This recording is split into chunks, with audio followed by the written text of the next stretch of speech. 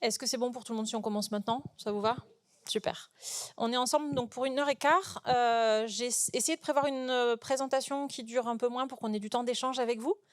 Merci beaucoup à toute l'équipe d'organisation, à l'ALCA, etc. Pour l'invitation et l'organisation. Merci à vous d'être là. Et puis il y a plein de personnes qui travaillent sur ces sujets dans la salle. Donc je parle sous votre contrôle et n'hésitez pas à compléter, intervenir, etc. Je m'appelle Fanny Valenbois, je ne sais plus si je l'ai mis, ouais, voilà. Et je viens là vous présenter des travaux qu'on a menés dans le cadre des travaux du Shift Project. Peut-être certains d'entre vous ont vu passer dans leur bibliothèque une BD qui s'appelle Le Monde sans fin. Le Monde sans fin, c'est dessinateur Blin et co-auteur Jean-Marc Jancovici, qui est le président du Shift Project, le laboratoire d'idées, qui s'est donné comme objectif, ce laboratoire d'idées, de contribuer à la connaissance, à la compréhension et au plaidoyer sur les enjeux énergie-climat. Donc comment est-ce qu'on sort la société et l'économie française de leur dépendance aux énergies fossiles ? C'est un laboratoire d'idées dont on ne peut pas être membre à titre individuel, mais autour duquel s'est formé un deuxième collectif, une deuxième association qui s'appelle les Shifters. Et ça, pour le coup, on peut en être adhérent. Donc si c'est quelque chose qui vous intéresse à l'issue de la présentation, je vous invite éventuellement à vous renseigner. D'abord, parce que si vous le souhaitez, vous pouvez adhérer. Il y a des groupes locaux, il y a un groupe très actif à Bordeaux. Est-ce qu'au niveau du micro, vous êtes confortable ? Ouais. Par ailleurs, j'ai tendance à parler vite. Si je parle trop vite pour quelqu'un et que ça ne vous met pas à l'aise, vous me faites signe, d'accord ? Ça me ralentira, ça me fera du bien aussi. Donc les shifters, il y a des groupes locaux, il y a un groupe thématique culture qui est national et qui se réunit en visio. Et par ailleurs, ils proposent des conférences sur les enjeux énergie-climat par des bénévoles. Parfois, ça peut être gratuit, parfois c'est payant. Je crois que ça dépend du contexte. Est-ce que c'est en entreprise ou pas, etc. Donc n'hésitez pas à aller sur leur site. Ça peut être une ressource dans vos animations sur ces sujets. Ceci étant dit, le Shift Project a publié fin 2021 un rapport qui s'appelait le plan de transformation de l'économie française. Peut-être certains l'ont aussi dans les bibliothèques. Donc le plan de transformation de l'économie française, c'était un travail collaboratif qui consistait à se demander si un président, une présidente ou un parti politique voulait vraiment sortir la France de la dépendance aux énergies fossiles, qu'est-ce qu'il faudrait faire sur 20 grands chantiers. Donc ça allait de l'industrie, l'agriculture, le fret, etc., à des aspects un peu inédits sur ces sujets-là, de services. Et donc il y avait la santé, la culture et les services publics. Donc moi je fais partie de l'équipe culture. On a écrit un rapport qui s'appelle Décarbonons la culture et je me suis occupée de la partie livre et édition, dans laquelle on a réalisé notamment des bilans carbone de bibliothèques. Donc c'est la base de ce dont je vais vous parler aujourd'hui, mais on est allé entre-temps un petit peu plus loin. Le rapport Décarbonons la culture, il est disponible en ligne. Tout ce qu'on publie est disponible en ligne de manière gratuite, mais vous y trouverez assez peu de choses sur les bibliothèques parce qu'on a eu des résultats après la publication du rapport. Donc on a cherché à les divulguer, à les propager autrement, et je vous montrerai un peu où est-ce que vous pouvez le retrouver. Avant de rentrer tout de suite dans le vif du sujet, est-ce que tout le monde est à l'aise avec l'idée d'un bilan carbone, ou est-ce que vous avez besoin que je resitue rapidement ce que c'est et comment ça marche ? Alors, un bilan comptable, vous voyez ? On compte des euros. Un bilan carbone, on ne compte pas au gramme près, contrairement au bilan comptable, on fait une estimation. Donc déjà, un bilan carbone, il faut vraiment garder en tête le fait que c'est toujours une estimation, une approximation avec une marge d'erreur. Et on va essayer d'estimer les émissions de gaz à effet de serre liées à l'activité qu'on étudie. Donc ça peut être sur un temps donné, on prend une activité ou un lieu et on regarde sur 1 an, ou bien sur un produit, on va sortir un livre et on va regarder le bilan carbone pour fabriquer ce livre, ou bien sur un événement. J'organise un salon du livre, je peux faire le bilan carbone du salon du livre. Et ça prend en compte toutes les émissions directes et indirectes. C'est-à-dire à la fois ce que moi je vais émettre quand je vais brûler une énergie fossile dans ma chaudière à gaz ou quand je vais consommer de l'électricité, mais aussi les énergies qui sont nécessaires pour l'ensemble de mon activité. Donc pour fabriquer les livres qui viennent dans ma bibliothèque, pour que les usagers prennent leur voiture pour venir jusqu'à ma bibliothèque, etc. C'est pas parce que c'est pas vous qui remplissez les pleins d'essence de vos usagers que vous n'êtes pas dépendant de cette essence. Si demain il n'y a plus d'essence, que vos usagers ne peuvent plus venir à votre bibliothèque, ça veut dire que votre bibliothèque est en situation de dépendance avec cette essence. Et c'est d'ailleurs l'approche du bilan carbone, c'est pas tellement ou pas seulement une idée de responsabilité, mais vraiment une idée de dépendance et donc de risque. Qu'est-ce que je risque si demain les énergies fossiles dont je dépends sont moins disponibles ou plus chères ou plus disponibles du tout ? Ça vous va ? Donc pour faire ça, on va mesurer plein de choses. Ça sera l'objet d'ailleurs d'une partie de l'atelier qu'on fera après. Mais on va essayer de mesurer des mètres carrés. Alors des données physiques plus que des données économiques, ce qui fait que c'est difficile parce que nous, ce qui nous intéresse au quotidien en général, c'est plutôt des euros. Et là, on va vraiment essayer de compter combien de kilomètres ont fait nos usagers, combien de tonnes ou combien de nombre de livres on a fait venir, combien de gigas de données on héberge, combien d'unités d'ordinateur on a, etc. Donc, on a fait le bilan carbone de la bibliothèque de Neuilly. Donc, voilà les grandes caractéristiques. Donc, on a pris l'année 2019, 2020, 2021 n'était pas très pertinente, évidemment. Un budget d'1,4 million, 9 000 usagers, un peu moins de 300 000 prêts, 25 équivalents temps plein et une surface de 1500 m². Alors, à votre avis, pour cette bibliothèque, qu'est-ce qui émet le plus de gaz à effet de serre? Donc, gaz à effet de serre, ça va? Ouais. C'est quoi les principaux gaz à effet de serre? Ah, on dit que ça va, mais le premier, c'est quoi? Le CO2, d'accord? Le dioxyde de carbone. Je prends une énergie fossile à base de carbone, du charbon, du pétrole ou du gaz. Ça, c'est du carbone, solide, liquide ou gazeux. Je le brûle, il réagit avec l'oxygène, ça fait du CO2. Ça réchauffe le climat. Ok? Est-ce qu'il y en a d'autres? Pas l'azote, perdu. Le méthane, qui vient principalement de l'agriculture. Des vaches, des rizières, ok? Donc le méthane, et le troisième, après il y a des plus petits gaz, mais le protoxyde d'azote qui vient de l'agriculture, les gaz de clim aussi, qui ont un très fort pouvoir réchauffant. Mais les deux grands, on va dire, c'est le CO2 et le méthane. Ok, donc à votre avis, dans l'activité de cette bibliothèque que vous pouvez assez facilement vous représenter, qu'est-ce qui va émettre du gaz à effet de serre? Alors il faut que vous parliez fort, parce que moi j'ai un micro, mais pas vous. Personne n'ose. La fabrication des livres, ok. Quoi d'autre? Ouais, et dans l'utilisation du bâtiment, ce sera quoi? Ventilation, chauffage, ok. L'électricité, d'autres idées? Tous les fluides. Alors, on va regarder. Donc, un bilan carbone, c'est souvent présenté comme ça. Je vous montrerai sous forme de camembert avec les mêmes chiffres. Les deux gros postes, et on va en regarder le détail, les deux gros postes qui ressortent, c'est l'énergie, effectivement. Et ce qu'on appelle les immobilisations, ce sont les gros achats, comme quand vous faites un amortissement comptable. Si une année, vous rénovez tout votre parc informatique, vous n'allez pas dire que cette année, vous êtes gravement déficitaire, et puis que les années d'après, vous n'avez pas de dépenses. Vous allez prendre cette dépense et la répartir sur 3 ans, 5 ans, 10 ans. Vous êtes d'accord avec ça? En comptabilité carbone, on fait la même chose. L'année où on a fait un gros achat, on ne va pas imputer toutes les émissions de CO2 à cette année-là, on va la diviser en plusieurs années. Et donc là, ce qui pèse très lourd, c'est ce poste immobilisation qu'on pourrait appeler gros achat. On va regarder ce qu'il y a dedans. Ah oui, une précaution. C'est des bilans qu'on a fait il y a 2 ans. C'était les premiers qu'on faisait. On avait peu de moyens pour le faire. Ça a été fait bénévolement par l'équipe du Shift et des shifters. Et je pense que 2 choses ont été sous-estimées. Ce sont les déplacements des usagers. À l'époque, les bibliothécaires étaient assez convaincus que très très peu de leurs usagers venaient en voiture. Et on n'a pas questionné cette idée-là. Mais maintenant, avec le recul, je pense que c'était une erreur et qu'il aurait fallu faire une grosse enquête de mobilité pour voir comment venaient les usagers. Et sans doute, on n'aurait pas eu les mêmes chiffres. Et le numérique, alors on a compté le matériel numérique, ça on l'a bien compté, mais on n'a pas compté les usages numériques. On avait peu d'informations sur les données et on a encore aujourd'hui peu d'informations sur notamment toutes les collections numériques, tous les prêts de livres, de films, etc. Donc ça, c'est un projet de recherche qu'on a avec plusieurs bibliothèques pour essayer de documenter ça. Par contre, sur les déplacements, l'atelier d'après vise à produire un petit kit clé en main pour faire une enquête de mobilité dans votre bibliothèque. Donc, si ça vous intéresse, stay tuned. Normalement, vous allez recevoir, avec le compte-rendu de la journée, des ressources pour faire ça. Donc, la même chose, présentée différemment. Vous voyez que l'énergie compte pour 50% des émissions de gaz à effet de serre, ce qui est évidemment un poste énorme. Et puis, les gros achats pour 35%. On a l'ensemble des autres dépenses de fonctionnement. Alors, les documents, 4%. J'étais très étonnée par rapport à des librairies, par exemple, dont on a fait le bilan carbone. Je m'attendais à ce que les livres ressortent très fort. Et en fait, vous achetez très peu de livres en vrai. Par rapport au volume qui est publié, par rapport à une librairie, ce que vous achetez, c'est peanuts. Vraiment. Donc, en fait, parce que vous avez un gros stock, mais vous n'avez pas un très gros flux, en vrai.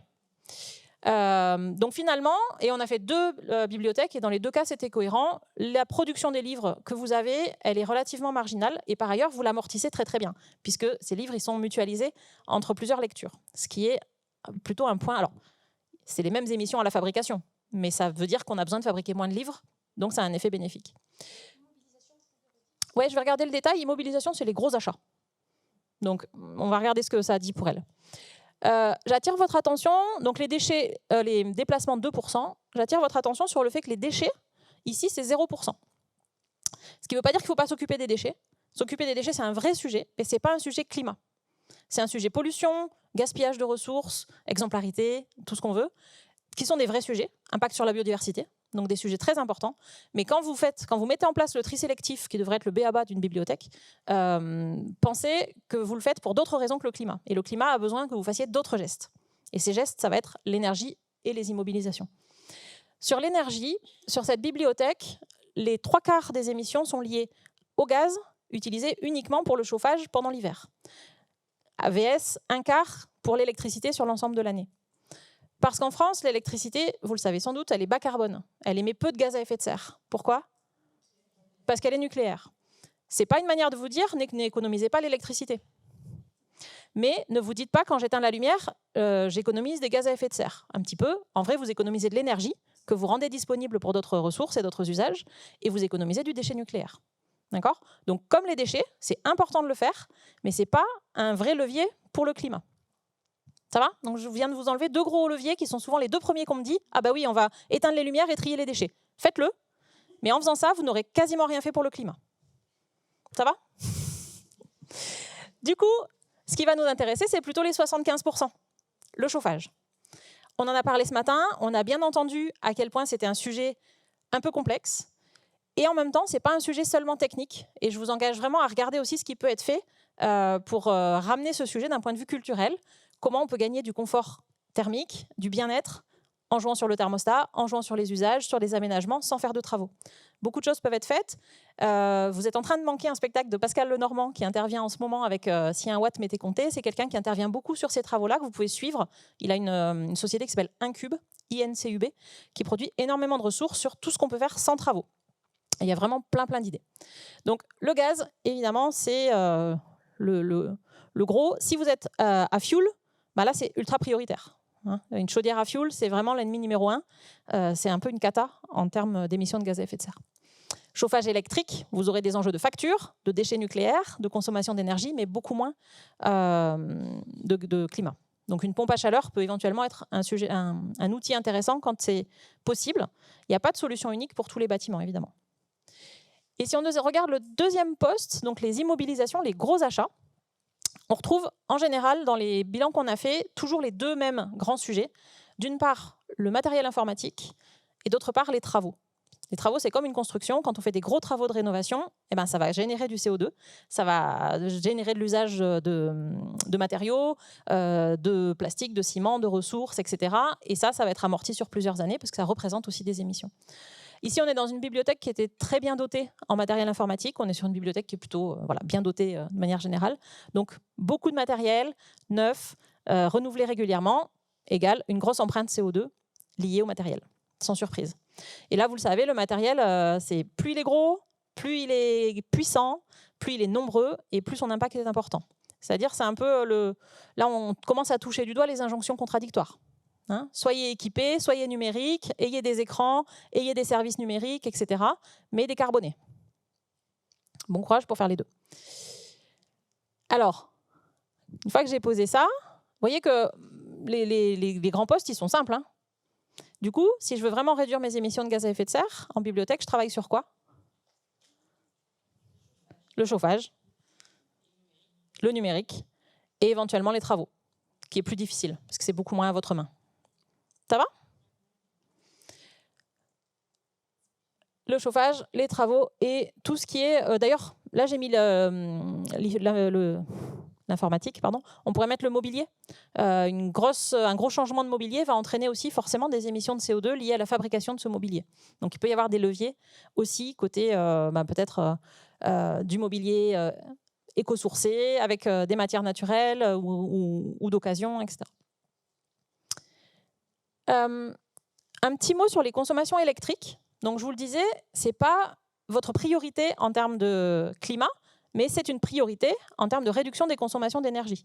On a besoin de réduire notre consommation d'énergie pour libérer de l'électricité pour d'autres usages, pour alléger nos comptes d'exploitation à la fin de l'année Et puis vous le savez peut-être, hein, on en a parlé ce matin, hein, il y a ce décret tertiaire qui s'applique à toutes les structures qui font plus de 1000 m², y compris en plusieurs bâtiments, qui dit que d'ici 2030, on doit avoir réduit de 40% nos consommations d'électricité.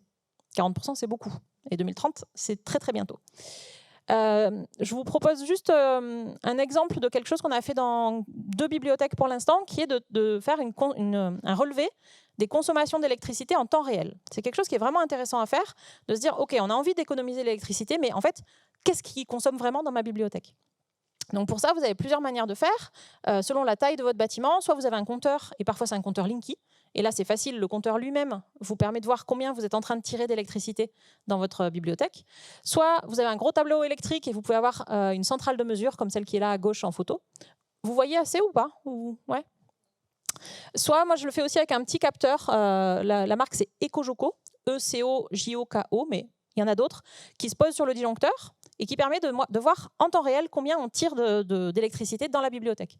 Donc on fait un petit jeu, on allume la bibliothèque en conditions normales, et puis on éteint progressivement toutes les lumières, tout l'informatique, la centrale de traitement de l'air, et tout ce qu'on trouve, pour voir à chaque fois combien on gagne, et pouvoir se dire qui consomme quoi. Donc, ce qui est intéressant, si vous pouvez le mettre en place, c'est de le faire, bien sûr, avec vos services techniques, parce que ça paraît vraiment, c'est vraiment ce que je dis, c'est enfoncer des portes ouvertes. Hein. Mais avoir dans la même pièce les bibliothécaires et les services techniques qui se parlent de comment marche le chauffage, comment marche le traitement de l'air, etc., en fait, c'est pas si fréquent. Alors, je vois ma collègue de La Rochelle, enfin, notre... Oui, ça vous parle? Et je pense que c'est un dialogue qui est important d'ouvrir. Et dans les deux sens, d'ailleurs. En l'occurrence, là, la personne responsable des bâtiments était très contente de comprendre mieux les besoins des bibliothécaires. Parce qu'il y a des choses qui nous paraissent évidentes, qui ne le sont pas du tout pour eux. Le fait qu'on souhaite que les ordinateurs soient allumés, parce qu'on souhaite que les usagers se sentent autorisés à les utiliser, c'est vraiment quelque chose de culturel et pas de technique. Et donc, c'est des discussions qu'il faut avoir pour se comprendre mutuellement. Le fait que si on accueille des classes de maternelle à 9h le matin, on veut qu'il fasse chaud à 9h et pas à 10h, c'est aussi culturel. Et il y a des jours où on n'a pas d'accueil de classe et à 10h, c'est OK parce qu'en fait, de 9 à 10, nous, on est en mouvement et on n'a pas forcément besoin qu'il fasse déjà 19 degrés. Ça dépend des situations. Alors, je vous donne les résultats. Je suis désolée, c'est complètement illisible. Je vais du coup vous les décrire. Donc, 2 bibliothèques différentes en taille et en profil. La première, plutôt une petite bibliothèque, l'éclairage représentait 42% de la consommation. Donc là, on sait où est la priorité si on veut réduire les consos. Et c'est pareil, c'est souvent un sujet culturel. Moi, j'ai eu plein de discussions avec des bibliothécaires qui me disaient par exemple, oui, mais si le hall n'est pas éclairé plein feu, les gens ne vont pas rentrer parce qu'ils vont penser qu'on est fermé. Ça, ce n'est pas une question technique, c'est une question culturelle. Comment on fait pour être accueillant sans pomper de l'énergie ? Ensuite, on avait les ordinateurs et les écrans, un quart. Et le chauffage, c'était pourtant un chauffage à pelés. Mais même donc une grosse chaudière avec des pelés, elle a quand même besoin d'électricité pour aller pomper les pelés, les mettre dans la chaudière et puis envoyer l'eau dans les circuits. Donc, pardon, des grains de bois, du bois. Ouais, des granules de bois, merci. La centrale de traitement de l'air, donc vous savez, tout ce qui va générer la ventilation du bâtiment, chez eux, c'était tout à fait marginal. Et puis tout le reste, 9%. Il y a toujours ce moment où on a éteint tout ce qu'on trouve et on ne sait pas, il y a les consommations fantômes. Il en reste toujours, j'ai encore jamais réussi à arriver à zéro, ne serait-ce que les issues de secours, par exemple. Ou vous savez, les onduleurs pour les baies informatiques, les choses comme ça. Et l'autre bibliothèque, beaucoup plus grande, alors là, la centrale de traitement de l'air, vous voyez, 56% des consommations. Ça, c'est un vrai sujet que je vous invite à explorer. Les centrales de traitement de l'air, elles sont souvent surdimensionnées, mal entretenues, mal réglées. Elles fonctionnent en continu alors qu'il n'y en a pas besoin. Elles fonctionnent à fond alors qu'il n'y en a pas besoin. Et elles fonctionnent dans des endroits ou dans des moments où il n'y en a pas besoin. Donc, un exemple très récent, l'Opéra de Rennes a fait un petit audit de sa centrale de traitement de l'air, a réglé la centrale et a économisé 30% de sa facture d'électricité. En 2 jours. Enfin, un jour audit, un jour réglage. Hein. C'est un énorme gisement. L'éclairage ici, 29%. Par contre, ils avaient un matériel informatique assez peu nombreux, mais surtout très très performant, très récent, etc. Donc là, très, très faible consommation, même quand tout était allumé. Et pareil, le chauffage, je ne sais plus ce que c'était comme mode de chauffage, mais ce n'était pas du tout gourmand. Tout ça pour vous dire, oui. Par rapport à l'informatique, vous parliez tout à l'heure du matériel neuf. Ouais. Et c'est censé être moins... Du coup, Le problème, c'est que dans le matériel, vous avez d'un côté la fabrication du matériel et d'un côté l'usage du matériel. Et donc, c'est toujours des arbitrages et il n'y a jamais de réponse simple entre Honnêtement, si vous avez du matériel en place, moi j'aurais envie de dire, faites-le durer le plus longtemps possible quand même. Mais par contre, quand vous allez le renouveler, allez vers des choses qui consomment moins, y compris en acceptant peut-être de réduire la quantité, la taille des écrans, la puissance, etc. Voilà. C'était le même genre de question ou... Non, il n'y avait pas une... Non, ok. Je vous invite, du coup, à vous y mettre tout de suite. On a créé un petit formulaire. Vous avez le lien, donc je communiquerai le PowerPoint. Je pense que tout le monde le recevra, j'imagine. On a créé un petit formulaire. On essaye de récolter des données de consommation, même toutes bêtes, de savoir combien de kilowattheures par an une bibliothèque consomme. C'est un peu, je ne sais pas si c'est l'omerta ou si c'est un sujet qui nous intéresse peu. Je sais que c'est parfois compliqué de trouver les données parce qu'en fait, vous n'avez pas votre main sur le compteur, c'est pas vous qui payez, c'est votre collectivité, vous êtes à plusieurs dans un bâtiment, etc.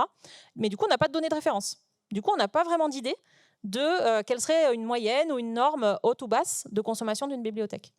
Donc ça, si vous vous lancez là-dedans, ça m'intéresse, je vous redonnerai mon mail à la fin.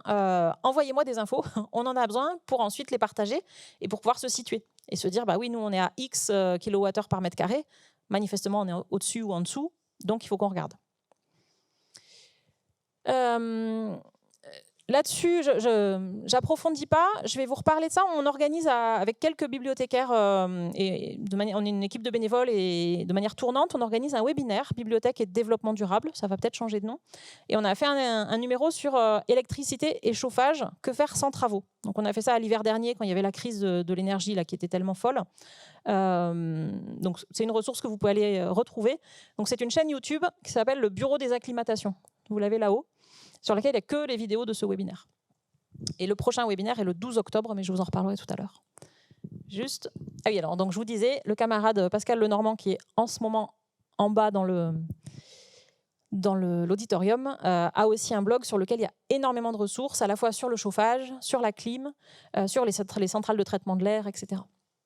Donc n'hésitez pas vraiment à aller voir. Juste pour se rappeler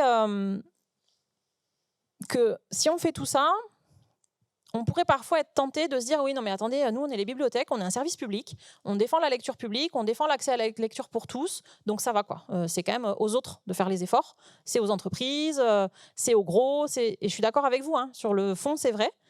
Alors d'abord, il se trouve que les autres ont tendance à dire la même chose. La santé a tendance à dire la même chose, l'école a tendance à dire la même chose, les transports ont tendance à dire la même chose, même le BTP a tendance à dire mais non, mais nous on construit les maisons quand même. Donc il y a un peu ce côté, à un moment il faut quand même que ça commence par quelqu'un, et ce quelqu'un sur qui on peut agir, c'est nous-mêmes. Mais surtout, je crois qu'il faut le prendre sous l'angle du risque. Qu'est-ce qu'on risque si on ne fait rien? Et ça, vous le savez tous et toutes, entre l'inconfort thermique dans les bâtiments où il fait hyper chaud l'été, hyper froid l'hiver, les factures qu'on n'arrive plus à payer et la dégradation des services publics. Il y a plein de bibliothèques qui ont vécu des fermetures forcées l'hiver dernier ou l'été dernier parce qu'il faisait trop chaud. Et donc l'idée n'est pas de se dire il faut taper sur les bibliothèques en disant que c'est leur faute. L'idée c'est moi je veux qu'il y ait des bibliothèques dans un monde post-pétrole. Donc il faut sortir les bibliothèques de leur dépendance au pétrole parce que sinon il n'y en aura plus quand il n'y aura plus de pétrole. Voilà, c'est la manière dont moi j'aborde ça. Et je trouve que ça me met plus en mouvement que de me dire oh là là mais on est des méchants pollueurs, etc. Non, on a une mission de service public qui est essentielle et pour la défendre il faut qu'on soit capable de le faire dans un monde où le pétrole coûtera 5 fois plus cher ou ne sera plus disponible. Donc voilà, je passe sur ces exemples divers et je n'ai pas mis à jour ma revue de presse, mais je pense que ce serait facile de rajouter. Et du coup, il y a de plus en plus de bibliothèques qui s'organisent pour avoir des plans canicule ou des plans économie d'énergie pour l'hiver. C'est aussi une discussion que je vous invite à avoir dans vos équipes. Qu'est-ce qu'on fait si Alors cet été, on a été relativement épargné par les problèmes de canicule, on a eu plutôt des problèmes de sécheresse, ça dépend des endroits, etc. Mais l'été dernier, souvenez-vous, on a pris 8 vagues de chaleur en 2 mois et demi. Il y a des bibliothèques qui ont adapté leurs horaires parce qu'il faisait 38 degrés dans la bibliothèque l'après-midi. Et donc, qui ont ouvert à 7 heures pour fermer à midi, par exemple. Et ça, c'est des choses qui ne s'improvisent pas.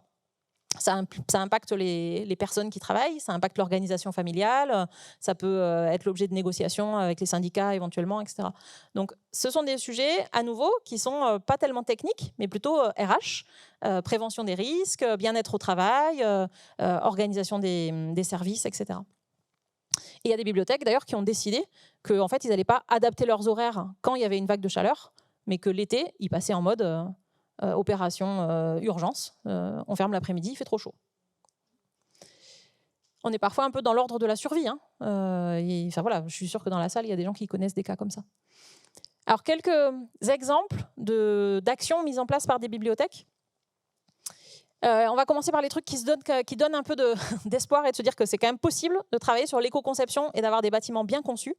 Ici, c'est une bibliothèque au Québec qui a été faite pour être la moins dépendante possible aux apports énergétiques. Donc, vous voyez que le toit est entièrement couvert de panneaux solaires. Toute la toiture qu'on voit là, c'est du panneau solaire, ce qui fait qu'elle est autosuffisante. Mais en même temps, l'orientation a été travaillée pour que ça ne surchauffe pas l'été. Vous voyez qu'il n'y a pas de grande baie vitrée. La grande mode des baies vitrées avec le soleil qui tape dedans, là, vous reconnaissez tous. Là, il y a des baies vitrées, mais elles sont protégées derrière des claustras ou en retrait par rapport au nez du bâtiment du premier étage.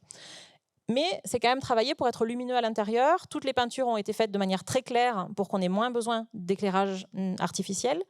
Les rayonnages sont disposés de manière perpendiculaire et pas parallèle. Ça, c'est un truc de base, mais si je mets un gros rayonnage comme ça, sans surprise, derrière, il fait noir. Donc, je le mets dans le bon sens. Elle est desservie par une voie verte, qui fait qu'on peut y arriver en vélo, etc. Ça a été pensé pour faire du free cooling et pour pouvoir aérer naturellement et faciliter le passage du vent. Effectivement, avoir des fenêtres qui ouvrent, c'est une priorité aujourd'hui. Donc, battez-vous pour obtenir des fenêtres qui ouvrent. Une en haut, une en bas. Et pour organiser qu'on puisse le faire la nuit, quand vous n'êtes pas dans le bâtiment. Non, mais ce n'est pas des sujets simples, ça paraît basique, mais bien sûr. Et que ça soit compatible avec l'alarme anti-intrusion et autres. On est d'accord. Un autre exemple en France que je trouve assez admirable, une bibliothèque à Frontignan, donc dans le sud, exposée vraiment au risque de vagues de chaleur. Par ailleurs, bâtiment très minéral, vous le voyez, où du coup les façades ont été traitées différemment selon leur exposition. Donc la façade sud, c'est la photo qu'il y a là. En fait, les vitres sont perpendiculaires à la façade. Le soleil ne peut pas rentrer dans la façade sud. On a quand même plein de fenêtres. Et par contre, au nord, vous voyez, on a des grandes baies vitrées qui apportent plein de lumière, mais le soleil ne tape pas dedans, donc ça ne chauffe pas le bâtiment l'été. Et donc, évidemment, pareil, il y a tout un travail qui a été fait sur la circulation de l'air pour ne pas avoir besoin de clim pour refroidir l'été. Et c'est clair à nouveau. Ouais. Alors, à La Rochelle, on a entendu le fait de repeindre. Si vous êtes en situation de crise, à situation de crise, réponse de crise, on peut très bien imaginer, l'été, s'il fait chaud, il faut que vous trouviez un moyen d'occulter votre baie vitrée. Ça sera moche, mais vous allez gagner 5-10 degrés parfois. Donc ça peut être le blanc d'Espagne. Vous savez, le mélange de craie qu'on mélange avec de l'eau et on badigeonne les vitrines, si ce n'est pas 8 mètres de hauteur. Vous faites ça avec un artiste local, l'université des beaux-arts locale ou autre qui vous fait des dessins dessus. Non mais vous allez gagner 10 degrés. Après, je pense qu'il y a un effet de seuil. Tant qu'il ne fait pas 38 degrés dans votre bibliothèque, vous allez trouver ça moche. Au-dessus d'une certaine température, beaucoup moins. À d'autres échelles un peu plus faisables, ici une bibliothèque qui a choisi de changer son système de chauffage et d'installer une pompe à chaleur. Donc là, on est sur des travaux plus modestes, plus faisables, mais sur une petite structure. Vous voyez que ce n'est pas un trop gros bâtiment. Pardon, je suis passée vite. Pardon, je me bats avec ma zapette. Alors, un exemple que j'aime beaucoup, une bibliothèque au Danemark, où il ne fait pas spécialement chaud, particulièrement l'hiver, qui a une espèce de serre, comme ça, un jardin extérieur, et qui a décidé d'appliquer une des manières de faire des économies de chauffage, qui est « je ne chauffe pas partout ». Et donc, je ne chauffe pas le jardin d'hiver, et en contrepartie, je fournis des plaids en peau de mouton, que vous pouvez voir sur la photo. Une autre technique, c'est d'empêcher les gens d'être trop sédentaires. On a froid quand on est assis, comme vous êtes en train de faire. Vous avez beaucoup plus froid que moi, par exemple. En tout cas, j'ai beaucoup plus chaud que vous, je pense. Parce que je suis debout, je bouge, etc. Donc, proposer aux gens des solutions pour ne pas être sédentaires, c'est une manière de jouer sur leur confort thermique. Aujourd'hui, notre conception du confort thermique, c'est complètement univoque, c'est de dire qu'il faut qu'il fasse 19 degrés de température de l'air partout. Cette manière de traiter le confort thermique, elle ne peut pas fonctionner entre vous et moi. Enfin, là, dans la salle, on a 40 manières différentes d'avoir chaud ou froid l'hiver, d'être plus ou moins frileux, etc. Donc, on apporte une réponse en pensant que c'est une réponse magique qui, en réalité, ne convient à personne et qui ne prend pas en compte tous les autres aspects. Est-ce qu'on est actif ou sédentaire? Comment on est habillé? Parce que isoler un bâtiment, c'est compliqué et ça coûte de l'argent. Isoler une personne, c'est très facile. Ça va très vite. Et c'est très efficace. Parce qu'en fait, les gens dont on a envie qu'ils aient chaud, ce n'est pas les murs. C'est nous. Et ça va vite.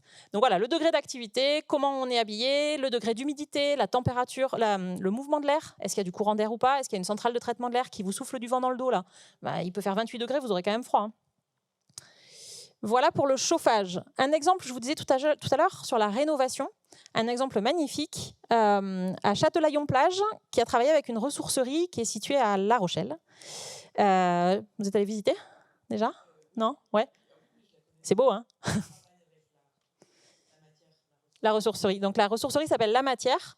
Et vous voyez qu'ici, ils ont fait le choix de renouveler tout le mobilier en faisant appel au service de la matière. Et donc, vous voyez des anciens tiroirs là, qui font la borne d'accueil, des anciennes, je sais pas si des anciennes portes ou caisses qui font le nez des bibliothèques, etc. Et par ailleurs, ils disaient que ça leur avait coûté moins cher que de tout racheter en neuf. Et c'est moins standardisé aussi. Je trouve que ça a plus d'âme et, à mon goût, en tout cas, plus de charme. Pardon. Ouais. Du coup, pour ça, ils passent par les marchés. Je pense que oui. Ouais. Ça dépend. Ça dépend? Oui, ça dépend. Ça dépend du nombre de bibliothèques. On peut être en dessous des marchés, mais par exemple, Rennes a fait rentrer dans leur périmètre de marché la ressourcerie locale et est allé les former pour apprendre à mettre les factures sur Chorus, par exemple. Il n'y a pas des normes qu'on est obligé de tenir un petit peu. Alors, il y a probablement plein de normes. Le contraire serait quand même très étonnant. Mais en l'occurrence, ils ont travaillé avec... La Matière a une équipe d'architectes d'intérieur qui a été capable de les accompagner là-dessus. N'hésitez pas à aller voir sur le site. Je pense que toutes les ressourceries sont peut-être pas au même niveau, mais La Matière, ils ont vraiment des réalisations de grande ampleur sur du mobilier urbain, en intérieur, en extérieur, etc. Donc, je pense qu'il y a un vrai savoir-faire. Et c'est quelque chose qui est en train de monter quand même. Vous aurez des ressourceries où vous allez plutôt juste pouvoir racheter une étagère, etc. Là, on est sur de la conception, de la fabrication. À La Rochelle. Ouais. Mais les ressourceries, il y en a de plus en plus. Les ressourceries un peu orientées spectacle vivant. Il y a un réseau qui s'appelle RESAC, R-E-2-S-A-C. Donc, je ne sais pas, c'est agriculture ou spectacle vivant, je ne me rappelle plus exactement leur périmètre. J'en ai pas beaucoup parlé encore, mais la mobilité est aussi un grand sujet. Alors, je vous donne juste quelques petits exemples. Ici à Rennes, vous utilisez le mot vaguemestre ou pas? Ouais. Alors ceux qui ne l'utilisent pas, moi je l'ai découvert avec eux. C'est à la base un mot qui vient du vocabulaire militaire. C'est la personne qui amène les courriers d'un site à l'autre ou dans les tranchées ou je sais pas quoi. Et donc apparemment il y a des bibliothèques qui l'utilisent pour le nom de la personne qui amène les courriers, voire parfois des livres d'un lieu à l'autre. Mais plutôt les courriers, plutôt du petit volume. Les deux vaguemestres étaient déjà ce qu'on appelle des vélo-taffeurs. Ils venaient déjà en vélo au travail, ils étaient déjà à fond et ils étaient du coup motivés pour faire toute leur tournée professionnelle en vélo. Donc, on leur a acheté un vélo électrique de fonction. Évidemment, on s'appuie sur des gens qui sont motivés. C'est plus facile.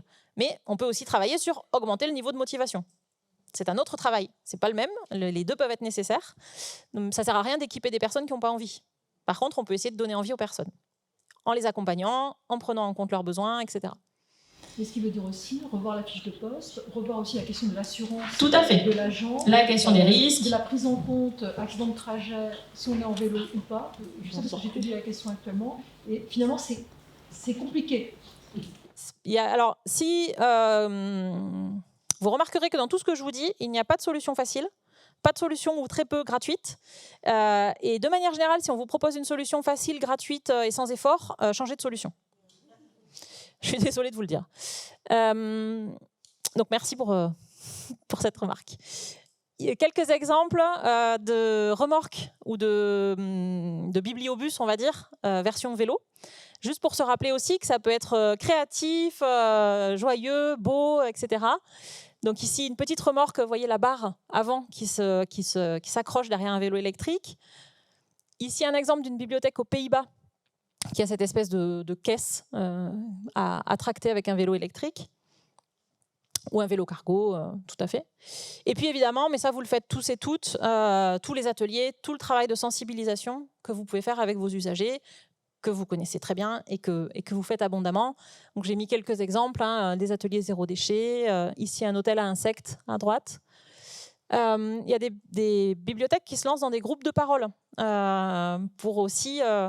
D'une part, on a entendu un super exemple ce matin, accompagner des familles à aller plus loin et donc avoir un dialogue qui ne soit pas juste un one-shot. Ils viennent une fois, on a une discussion et puis ils repartent, mais pouvoir avoir quelque chose de plus régulier et accompagner le changement de comportement et ou donner des espaces d'expression parce qu'il y a de plus en plus aussi de personnes qui souffrent d'éco-anxiété ou qui sont éco-furieux ou éco-anxieux, etc. Et que c'est intéressant aussi d'avoir des endroits où on peut l'entendre, les soutenir, leur montrer qu'ils ne sont pas tout seuls, qu'ils ne sont pas fous, etc. Il y a évidemment le développement de nouveaux services en bibliothèque. On a entendu ce matin parler de Grénothèque, de Bouturothèque. Donc il y a à la fois tous les services qui sont plutôt de l'ordre du troc.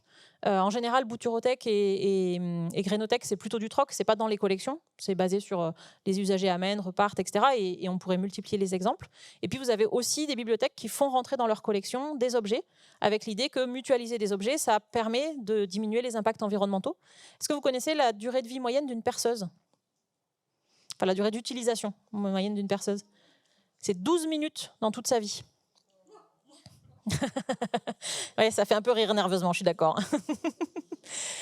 Donc, typiquement, on pourrait se dire, bah ouais, non, une perceuse dans les collections de ma bibliothèque, je vois pas bien. Et en fait, bah, peut-être que si. Et ça se fait, ça se développe. Parfois, ça vient de budgets participatifs qui ont été votés et du coup, la bibliothèque se lance là-dedans. Parfois, c'est l'initiative de la bibliothèque elle-même. Il peut y avoir plein de manières de faire. Là, je vous ai mis 3 exemples. Donc, à Osny, je ne sais pas si ça se prononce comme ça, des prêts d'objets plutôt culturels du quotidien, vous voyez, de la machine à coudre, etc. À droite là-bas, et ça pour le coup je crois que c'est aussi en Suède, ce sont des objets, donc des perceuses et du matériel de bricolage. Et puis au milieu, la même bibliothèque aux Pays-Bas qui prête des, comment ça s'appelle, des pinces pour ramasser les déchets dans la nature. Ah, super idée, hein. Dans les choses, vous allez me dire si vous avez des exemples aussi, j'ai découvert récemment des bibliothèques qui prêtent des sacs à dos pour aller découvrir la nature. Donc dans le sac à dos, on a une carte du coin, un livre sur des choses à voir, ou sur la forêt, ou sur l'observation des oiseaux, des choses comme ça, pour inciter à des loisirs connectés à la nature, bas carbone. Ouais, c'est des jolies idées aussi. Les bibliothèques de Rouen, alors c'est pas rentré dans leur collection, c'est plutôt un service qu'ils proposent, sont devenus lieux d'accueil vélo. Donc toutes les bibliothèques de Rouen sont équipées d'un kit d'accueil de vélo. Si on a un pépin, on y trouvera une rustine, une pompe à vélo, une pince, tout ce qu'il faut pour remettre sa chaîne sur son dérailleur, etc. Donc ça, c'est des idées qui sont intéressantes parce qu'elles permettent soit d'encourager à des nouvelles pratiques, soit de mutualiser du matériel qu'on n'a pas besoin d'avoir tous chez nous. Vous avez d'autres exemples que vous trouvez chouettes ? Non ? S'il y en a qui font des trucs bien, dénoncez-vous. Hein. Enfin, je sais que vous faites des trucs bien, mais dites-le. Un exemple ici, c'est à Rouen aussi, une bibliothécaire qui avait profité du confinement pour faire des fiches défis. Chaque fiche était connectée à un livre des collections. Et donc, autour de ce livre, quand on empruntait le livre, on avait la petite fiche qui disait pourquoi il faut le faire, pourquoi c'est bon pour moi, pourquoi c'est bon pour la planète, et puis est-ce que je l'ai fait, pas fait, dans l'idée qu'on essaie de se mettre un défi collectif pour réaliser un certain nombre d'actions bonnes pour la planète. Donc, elle avait quand même fait 100 fiches. Et pareil, je vous ai mis le lien où vous pouvez la contacter éventuellement via un groupe Facebook pour récupérer les fiches si vous avez envie. Même si elle est partie maintenant, elle n'est plus à Rouen. Elle est à la bibliothèque départementale de Seine-Maritime, je crois. Et est-ce que je suis au bout de ce que je voulais montrer ? Non. Je vais juste au bout et après on fait le temps d'échange si ça vous va. Juste pour vous mentionner quelques projets en cours auxquels vous pouvez participer si vous le pouvez, si vous le souhaitez, ou au moins que vous sachiez que ça existe. Avec ma camarade Amélie Barriot, qui est juste là au premier rang, on travaille sur la fabrication d'une calculette carbone, avec l'idée que faire un bilan carbone, ça coûte cher. Ça coûte entre 6 et 10 000 euros. Ça prend beaucoup de temps pour les équipes, parce qu'on passe beaucoup de temps à aller compter, calculer, etc. Et par ailleurs, ça ne réduit pas les émissions. Hein ? Faire son bilan carbone ne réduit pas vos émissions. C'est vrai qu'on se le rappelle. Ce qui réduit les émissions, c'est d'agir. Et c'est de changer. Donc on s'est dit, plutôt que des bibliothèques commencent à mettre beaucoup d'argent dans des bilans carbone, et beaucoup de temps et beaucoup d'énergie, on va essayer de fabriquer un outil un peu simple, gratuit, et ouvert à tous, dans lequel on puisse assez vite aller rentrer des données et récupérer plutôt des idées d'action. Donc, on a bien travaillé, je pense. On a fait un beau cahier des charges. Le ministère de la Culture nous a félicité en disant que c'était vraiment formidable, mais qu'il n'y avait vraiment pas un euro pour le financer. Et donc, si quelqu'un ici a 30 000 euros qui traînent, on cherche des sous pour financer le développement informatique. On a fait tout le reste déjà, mais il nous manque la partie technique. Ou s'il y a des informaticiens qui veulent faire du pro bono, on est preneur. Je vous le disais tout à l'heure, j'essaye de collecter des données sur les consommations d'énergie. Donc, si, ne serait-ce que me faire un mail en disant « on a tant de mètres carrés et notre facture d'électricité de l'an dernier, c'était tant de kilowattheures », ça vous paraît dérisoire, mais en fait, c'est vraiment important. On n'a vraiment pas ces données et on a vraiment besoin de constituer de l'information. Et puis, alors pareil, il faudra que vous récupériez le lien, mais j'essaye de aussi collecter toutes les bonnes pratiques. Donc c'est pareil, ça peut être juste un mail avec une photo, mais vous voyez, le fait de vous montrer beaucoup d'exemples, moi je trouve en tout cas, quand moi je vois des choses comme ça me motive beaucoup à agir. Ça montre que c'est possible, que ça peut être fait de plein de manières différentes et que plein de gens le font. Et ça peut aussi venir dans la discussion avec des tutelles un peu pas très motivées, pas très engagées, ou des collègues qui sont pas prêts à y aller, qui voient pas pourquoi on devrait le faire. Pouvoir donner plein d'exemples et dire mais si, regardez, en fait on est les seuls à pas le faire là, tout le monde est en train de bouger et puis nous on va rater le train. C'est quelque chose qui peut engager dans l'action. Donc je cherche à repérer plein d'exemples de bonnes pratiques. Donc n'hésitez pas à dénoncer vos héros si vous voyez passer des choses chouettes.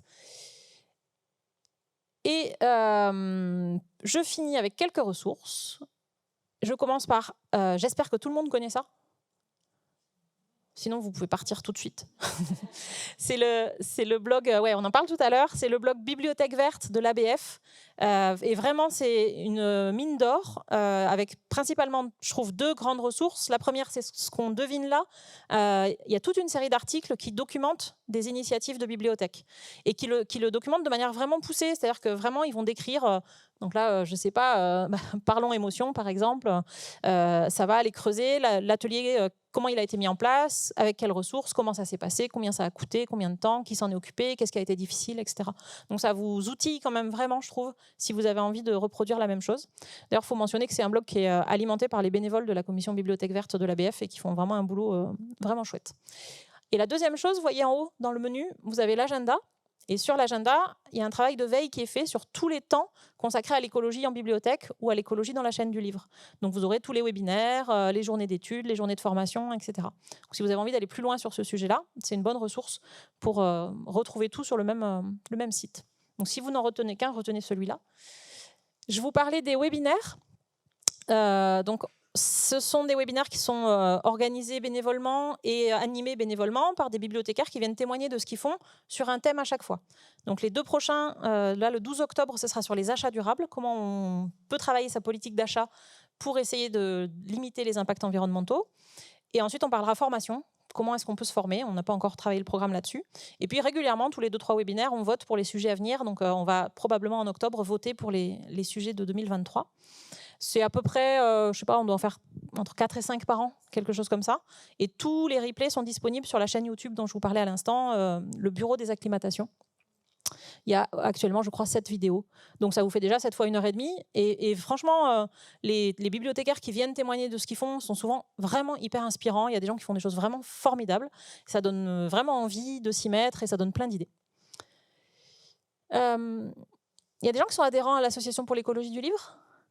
Alors, si vous êtes déjà à l'ABF, c'est vrai que des fois, c'est dur d'être partout. Mais il existe une association qui s'appelle l'Association pour l'écologie du livre. Ce qui est intéressant, c'est que c'est pour le coup toute la filière. Donc, vous y aurez des auteurs et des autrices, des éditeurs, des libraires, des bibliothécaires et des responsables de manifestations littéraires. Et puis, plein de métiers. Donc, c'est un espace de discussion qui est intéressant si on veut sortir un peu du prisme uniquement de la bibliothèque. Si vous n'en avez pas encore assez avec tout ça et que vous voulez encore plus de lecture, la FIL, donc la Fédération interprofessionnelle du livre et de la lecture, a fait un très gros dossier documentaire sur lequel vraiment vous pouvez retrouver énormément de liens. Donc c'est un peu un portail qui renvoie vers beaucoup de ressources extérieures, qui ne concernent pas toutes les bibliothèques. Mais si vous avez envie d'approfondir votre compréhension de ces sujets, ça peut être un endroit intéressant. Les structures régionales du livre, donc évidemment l'ALCA travaille là-dessus et vous propose des journées comme celle d'aujourd'hui. Il y a d'autres régions qui ont aussi constitué des portails de ressources. Donc je mentionne la Normandie, parce qu'ils travaillent dessus depuis vraiment longtemps. Ils ont mis en place une charte à laquelle peuvent adhérer les bibliothèques de la région.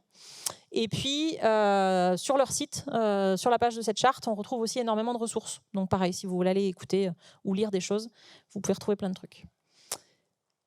On a produit l'an dernier une petite grille d'auto-évaluation des bibliothèques. J'arrive à la fin, je sens que là je vous assomme un peu, mais promis, j'arrive à la fin.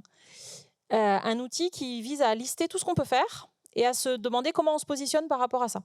Donc l'atelier juste après, au premier étage, on va travailler là-dessus pour la mettre à jour parce qu'elle a déjà 1 an et demi et en fait probablement elle est déjà un peu obsolète et se demander comment on la transmet, comment on fait pour la partager, pour trouver un site où on puisse la partager, etc.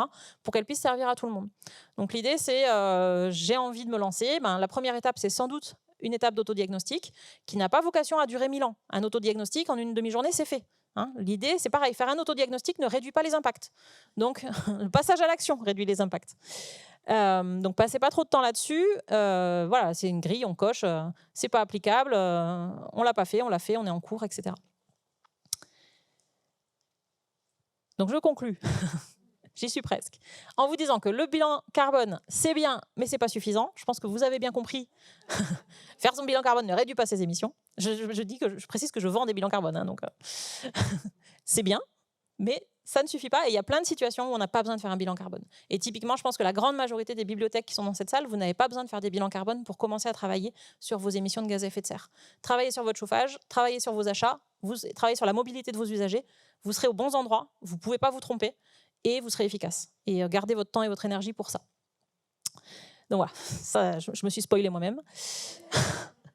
Je voulais vous dire aussi que j'ai parlé que d'énergie-climat depuis tout à l'heure, qui est un très grand sujet, un sujet très important, mais qui ne doit pas éclipser les autres sujets. Je vous ai dit tout à l'heure, quand vous travaillez sur vos déchets, vous avez raison de le faire. Ça ne changera pas grand-chose au point de vue climatique, mais ça changera beaucoup de choses pour le gaspillage de ressources, pour la pollution, pour la biodiversité. Donc malheureusement, on a plein de défis devant nous et les réponses à ces défis ne sont pas toujours les mêmes. C'est assez rare qu'une réponse soit positive pour un impact et négative pour l'autre.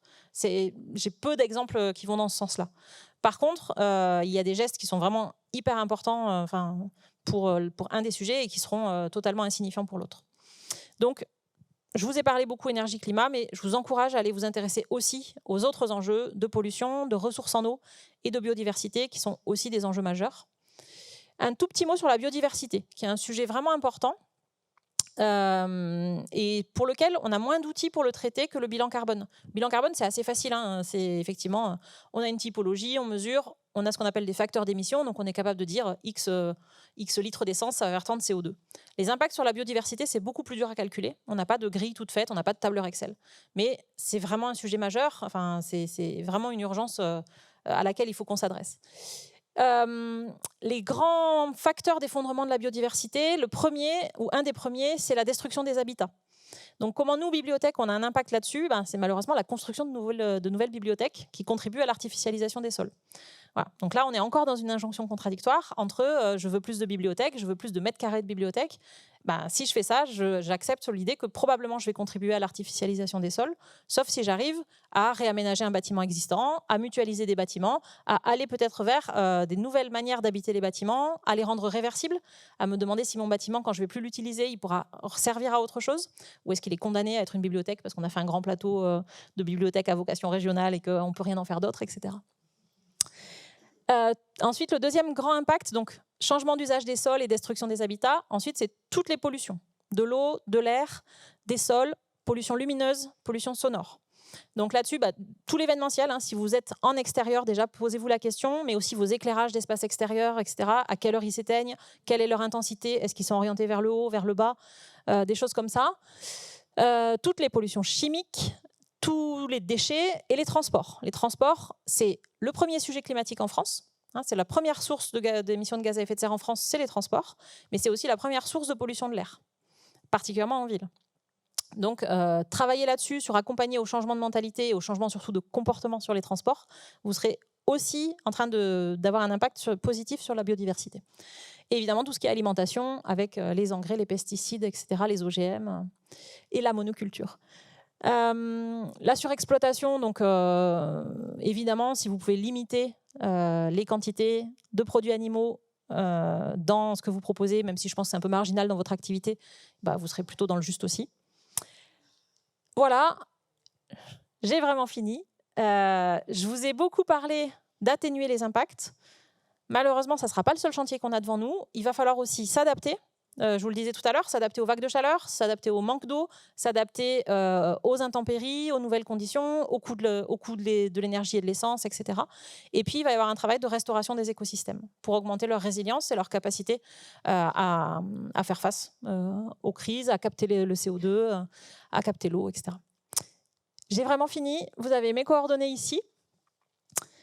Merci beaucoup. Et du coup, normalement, il nous reste un tout petit peu de temps pour échanger. Yes, 20 minutes.